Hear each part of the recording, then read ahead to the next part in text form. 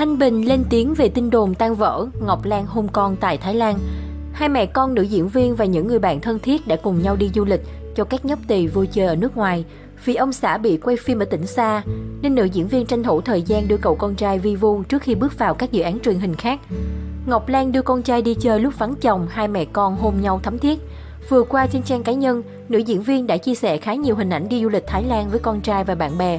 Theo đó, nhóc tỳ được mẹ đưa đi tham quan những nơi nổi tiếng ở nước ngoài. Đây cũng là một trong những lần ít ỏi hai mẹ con cùng đi chơi xa mà thiếu sự xuất hiện của Thanh Bình.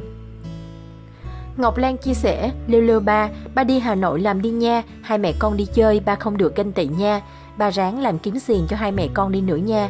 Lưu Yêu giờ ngoan lắm nên mẹ có thể đi du lịch với Lưu Yêu mà không cần ai theo phụ luôn nè. Cậu con trai cưng được mẹ đưa đi ăn uống, thăm đình chùa tại Thái Lan. Theo như tiết lộ của nữ diễn viên thì, ông chủ đi đợt này hư quá, mê chơi không thèm ăn gì hết bà con ơi. Hai mẹ con ghi lại rất nhiều khoảnh khắc vui vẻ bên nhau. Sau bao thời gian tất bật ở phim trường thì những lúc được ở gần Lưu Yêu đều làm Ngọc Lan rất hưng phấn. Tuy nhiên khung ảnh hai mẹ con hôn môi cũng khiến mọi người chú ý, vì hầu như với trẻ em thì việc hôn trực tiếp đều rất hạn chế dù là người thân. Thanh Bình chính thức lên tiếng về tin đồn đã đường ai nấy đi với vợ.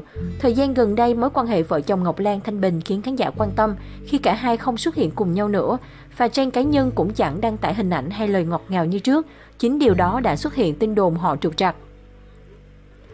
Ngay lúc này, từ phía nam diễn viên cho hay, dạo này hai vợ chồng ít chụp hình chung trên Facebook do Bình toàn đi phim tỉnh có khi gần 20 ngày, không có sóng điện thoại nên mình dành thời gian hết cho công việc, thành ra hai vợ chồng không có nhiều thời gian dành cho nhau. Ngoài ra thì thời gian làm việc của hai vợ chồng khác nhau, con cũng lớn rồi nên tình yêu không còn nồng cháy như ban đầu, giờ mình chuyển sang một tình yêu ý nghĩa hơn. Ngọc Lan và Thanh Bình chính thức về chung một mái nhà vào tháng 7 2016, đến nay họ đã có những hơn 3 năm hạnh phúc bên nhau. Nói đến ông xã, Ngọc Lan luôn bày tỏ sự hạnh phúc vì tìm đúng người đàn ông có trách nhiệm yêu thương vợ con.